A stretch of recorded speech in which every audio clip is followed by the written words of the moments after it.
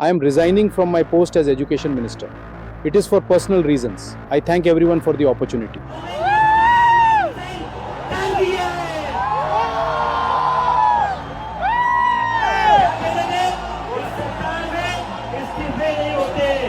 हम कहना चाहते झुकती है दुनिया।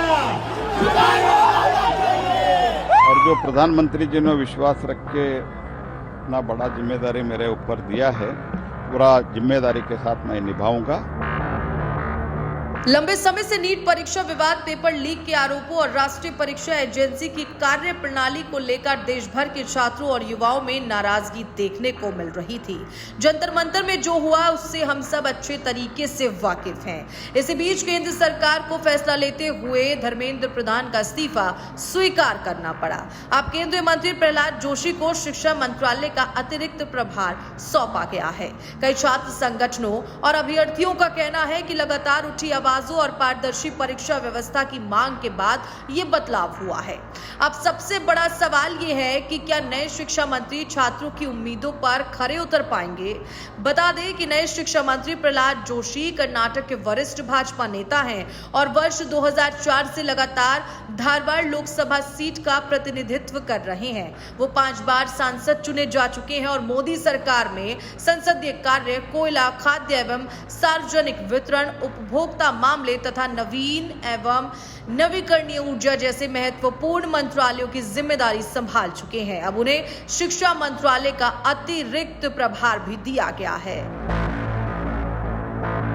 कितने पढ़े लिखे हैं नए शिक्षा मंत्री? प्रहलाद जोशी ने बैचलर्स ऑफ आर्ट्स बीए की डिग्री प्राप्त की है। उन्होंने कर्नाटक के हुबली स्थित केएस आर्ट्स कॉलेज से स्नातक किया, जो कर्नाटक विश्वविद्यालय धारवाड़ से संबद्ध है। उनकी प्रारंभिक शिक्षा रेलवे स्कूल और आगे की पढ़ाई न्यू इंग्लिश स्कूल हुबली में हुई। क्या अब शिक्षा व्यवस्था में आएगा बड़ा बदलाव?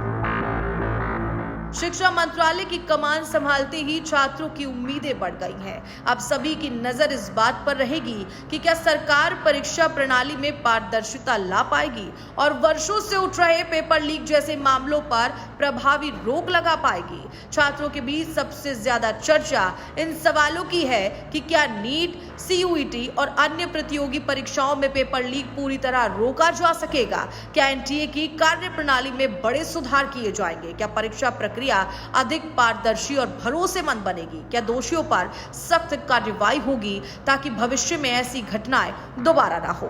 क्या राष्ट्रीय शिक्षा नीति को बेहतर तरीके से लागू किया जाएगा?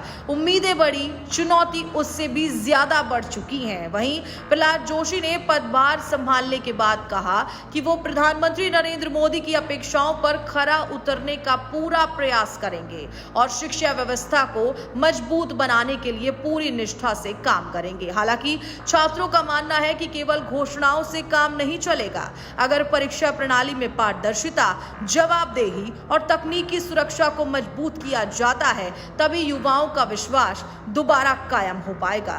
धर्मेंद्र प्रधान के जाने के बाद शिक्षा मंत्रालय में यह बदलाव एक नए अध्याय की शुरुआत माना जा रहा है। लेकिन असली परीक्षा अब प्रहलाद जोशी की होगी। क्या वो शिक्षा व्यवस्था में वास्तविक सुधार ला पाएंगे? क्या प्रतियोगी परीक्षाओं में पेपर लीक की घटनाओं पर स्थायी रोक लगेगी या फिर यह बदलाव भी केवल राजनीतिक फेर बदल बनकर रह जाएगा? इन सवालों के जवाब आने वाले समय में सरकार के फैसलों और उनके प्रभाव से स्पष्ट होंगे।